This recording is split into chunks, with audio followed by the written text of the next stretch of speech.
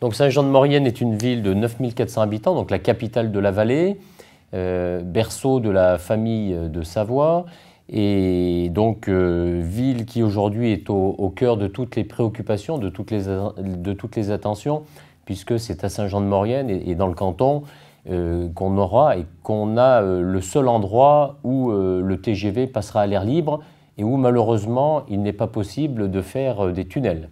Alors, qui plus est, le TGV passera au niveau de quartier et longera toute la ville avant de plonger dans le fameux tunnel de 53 km reliant nos deux pays.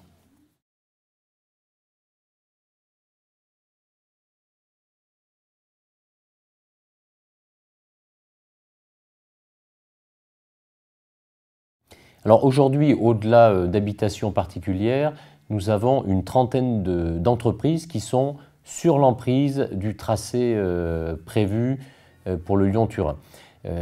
Toute la problématique réside aujourd'hui dans le fait qu'il faut retrouver du foncier en évitant que ces entreprises se relocalisent dans d'autres parties de la vallée ou du département. Et donc ainsi sur l'espace Cœur de Maurienne qui comprend 5 communes autour de Saint-Jean-de-Maurienne, nous travaillons à la mise en place d'une nouvelle zone industrielle de 7 hectares et réfléchissons, notamment dans le cadre de l'arrivée du train, à un nouveau quartier comprenant notamment une zone d'activité plutôt dans le domaine tertiaire ainsi qu'un centre d'affaires.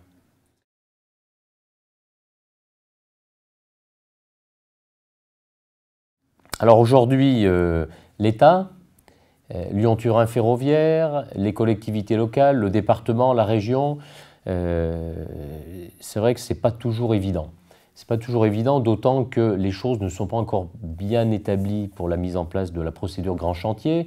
Et ce que souhaitent les élus mauriennais, c'est d'avoir un interlocuteur unique pour toutes les questions relevant à la fois du foncier, relevant du logement, relevant tout simplement de problèmes matériels, de logistique. On n'a pas encore établi tout cela. Toujours est-il qu'on a quelques cas d'école. Et moi, en tant que maire, je souhaite que cette opération, que nous appelons tous de nos voeux, que nous souhaitons bien évidemment, se fasse sans incidence financière pour les communes. C'est évident. Et nous avons un cas d'école puisque le tracé du TGV passe sur le centre de secours et nous devons d'ici à fin 2012, avoir relocalisé les pompiers. Donc nous sommes en train de voir, puisque la semaine prochaine, je demanderai à l'État français de m'indemniser le centre de secours pour pouvoir libérer un certain nombre de terrains pour la reconstruction.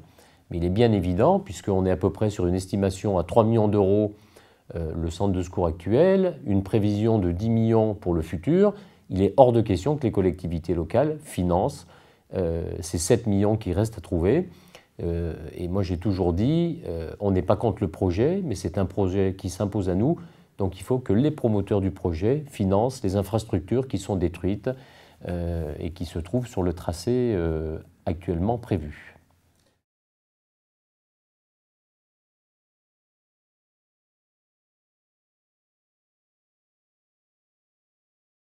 On peut dire que sur la gare, l'enjeu est le suivant, puisque on souhaite bien évidemment que sur cette gare, on ait à la fois les voyageurs, le fret qui passe, on a les gares routières, mais la ville de Saint-Jean-de-Maurienne a également un projet de téléphérique pour relier Saint-Jean-de-Maurienne aux stations Décibel, donc le 4e domaine skiable de France. Et pour nous, c'est un enjeu très fort. C'est un enjeu très fort à la fois en termes de développement, puisque après qu'on ait construit cette nouvelle gare intermodale, il ne faudrait pas que les trains ne s'arrêtent plus. D'où un projet de centre d'affaires pour que entre Lyon, Turin, mais plus loin Milan et toute l'Europe, eh bien Saint-Jean devienne aussi un endroit où on peut s'arrêter, où il y a des infrastructures pour travailler. Voilà, donc il y a vraiment autour de cette gare un enjeu qui est très important et la demande dans les mois, dans les années qui viennent, c'est est-ce que les trains continueront à s'arrêter? Parce qu'il est bien évident que les trains de fret passeront, y compris à grande vitesse, à travers notre ville, mais l'enjeu, c'est que les trains de voyageurs puissent continuer à s'arrêter en Maurienne et au-delà, on l'espère, à Suse. En tous les cas, nous, on le perçoit et on veut travailler les choses comme telles, en étant dans un processus dynamique, et on ne veut pas que ce projet s'impose à nous. D'où lancement d'études, je vous l'ai dit, pour un téléphérique qui part de cette nouvelle gare, création d'un nouveau quartier avec logement, commerce, des aménagements tels que zones d'activité, zones commerciales et de loisirs. Donc aujourd'hui, on est en train de réfléchir véritablement et de faire en sorte que cette ligne nouvelle Lyon-Turin soit véritablement un levier de développement pour la ville.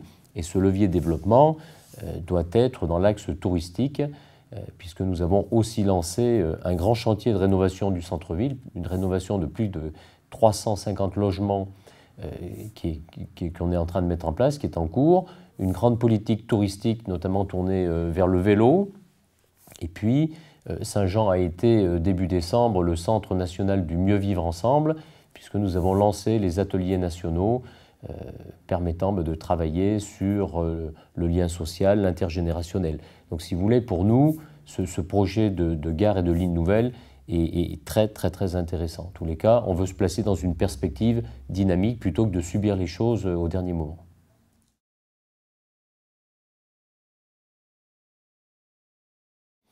Si vous voulez, pour l'instant, on en est au stade des esquisses et on n'est pas encore véritablement rentré dans le vif du sujet. Toujours est-il que le projet de ligne nouvelle en lui-même ne suscite pas d'opposition ou de tollé, et même les habitants appellent cette ligne nouvelle de leur vœu, puisque l'idée c'est bien de déplacer du fret de la route vers le rail.